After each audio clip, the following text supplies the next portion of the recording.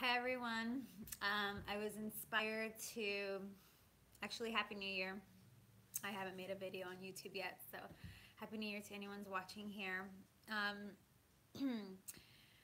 Today's topic is how to love others from a place of self-love. 2 days ago, I think yesterday, I posted a video about how I feel um, it's at least for me, my truth has been that to really love someone, it has to source from a place of loving myself first. Otherwise, it feels like I'm neglecting myself.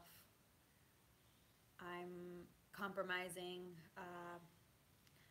my integrity. I'm compromising myself. And, like, as many people can maybe relate, is like all that stuff that we ignore and neglect at the beginning of a relationship then comes out later at a more difficult time. And so, what I mean by self love is that how are you taking care of yourself now? Not just in the immediate way, like, the nurturing stuff, anything from massages and tending to your work, tending to your passions, tending to your social life, your friends, but also the long-term self-love, self-care, your long-term goals, and nurturing that, nourishing that. Those things keep us balanced throughout a new relationship or a current relationship, um, especially at the beginning of a relationship. I think in general, anytime though, but in particular when you're meeting, you begin to engage with someone else's new energy, um, sexually, intimately, physically, emotionally. We start to exchange chemicals, and our brain chemistry starts to change, and it's really intense. And it's, really the most powerful drug out there. It's very addicting. You're high really off love. And so to kind of balance that out, we have to have practices. It's important to have practices that help you come back to yourself, where it's no longer about reaching out for something. Not that there's anything wrong with that. I think it's beautiful to reach out. But to do it from a place of a genuine desire and reach out versus a desperate call because you're not taking care of yourself. You're not taking that time to quiet your mind and touch base back home. This not only allows you to go deeper into your own intimacy, but it allows you to also create more space for intimacy with your other partners. And you begin to relate with someone from a place of sovereignty, a place of wholeness, a place where you can go deeper beyond the immediate needs of what this person can give you, or you can take from them. Self-love is a big concept and there's so many layers. There's so many layers to it. Um, and currently right now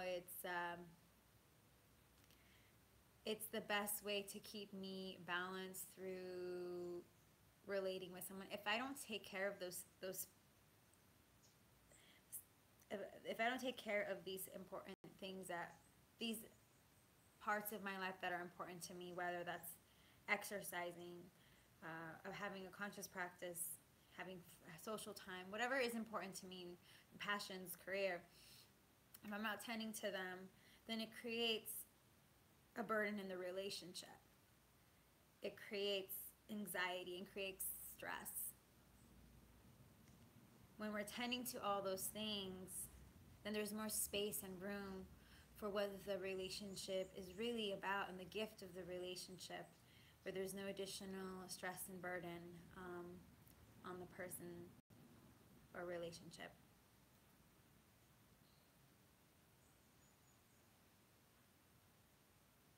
I know at first so some of those self-love practices can look anything from literally having a daily practice where you come back to yourself.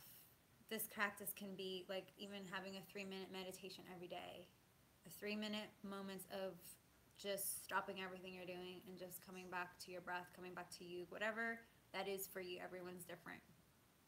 Everyone has different needs and whatever.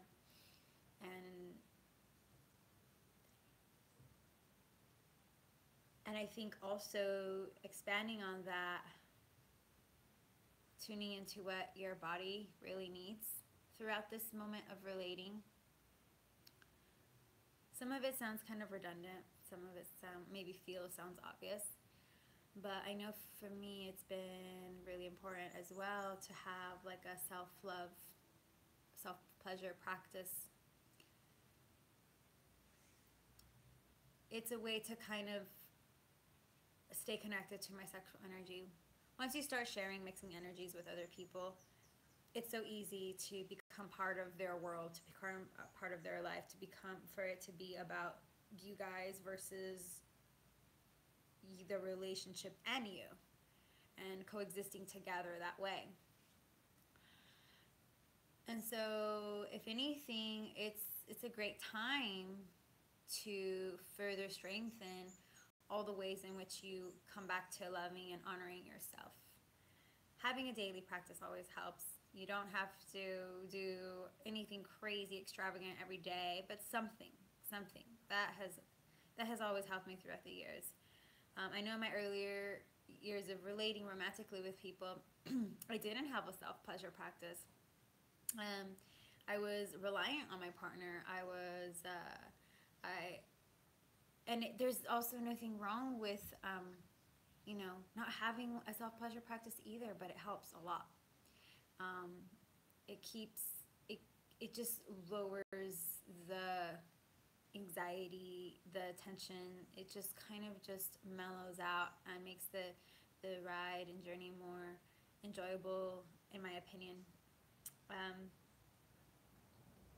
When you're able to honor yourself, whether that's your values, what you feel is best for your body, moment by moment by moment, then there's less likelihood for you to make a decision that isn't best for yourself. And so when everything is in alignment for you in your best interests, then there really isn't. There's a less likely chance of getting hurt because you're already doing what's best for you. When we start playing into these like martyrdom roles and like sacrificing, then there's a kind of a level of resentment and expectation that you're playing with. I think the foundation of a healthy relationship has a lot to do with the ability to come back to taking care of yourself and being supported and celebrated in that. That the relationship has a lot to do with how we can support each other to love and honor ourselves even more and deeper. From that place, everything else becomes like a gift, cherries on top. Just it becomes so much more richer and deeper. I felt called to share that little bit of insight because I really wish I knew that ahead of time. And I'm feeling called to also start sharing some more of my intimate practices through film. I've been a little bit slightly resistant to that just because like it's such an intimate part of me, And at the same time, it's so valuable, you know. It's so valuable, and there's nothing like seeing it and experiencing the real, you know, experiencing it. So that is kind of simmering, and that's kind of that's something that's been on my mind in the last few weeks.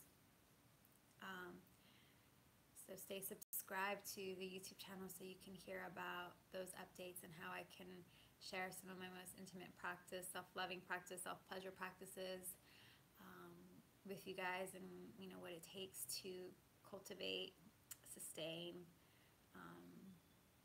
our sexual energy for